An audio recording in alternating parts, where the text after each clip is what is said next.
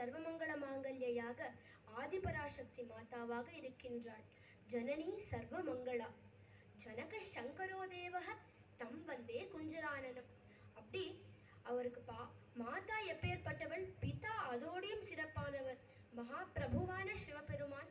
அப்பேற்பட்ட அழகான வேழமுகம் கொண்ட விநாயகரை வணங்குகின்றேன் என்று இந்த ஸ்லோகம் முடியுது. இதுல நம்ம மகாலட்சுமி, மகாவிஷ்ணு, பார்வதி, பரமேஸ்வரன் மற்றும் விநாயகரை வந்தனை செய்து பாடுறோம்.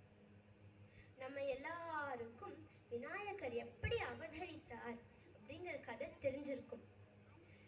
கைலாசத்துல ஒரு பர்சனல் அசிஸ்டன்ட் தேவைப்பட்டதாம்.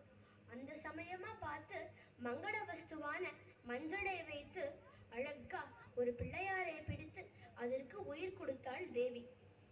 அதனாலதான் இப்ப வரைக்கும் எந்த பண்பாட்டாக இருந்தாலும் பூஜையாக இருந்தாலும் வெள்ளத்திலோ இல்ல மஞ்சள்ல பிள்ளையார் பிடிச்சு வைக்கிறது அப்படிங்கிற பழக்கத்தை நாம் தேவி கிட்டே இருந்து இப்ப வரைக்கும் கொண்டாடிட்டு இருக்கோம். அப்படி நம்மளுக்கு இந்த உலகத்துக்கே ஒரு திவ்யானுகிரகமாக பார்வதி தேவி விநாயகரை கொடுத்திருக்காள். அப்பேற்பட்ட விநாயகர் நம்ம எப்பவுமே எந்த விஷயமாக இருந்தாலும் அவரை வணங்கி விட்டுதான் செய்ய வேண்டும் என்று சொல்வார்கள். அப்பேற்பட்ட விநாயகரை நாம் எல்லா சமயங்களிலும் சிந்திக்க வேண்டும். அவருக்கு எதுக்கு விநாயகர் என்ற பெயர்?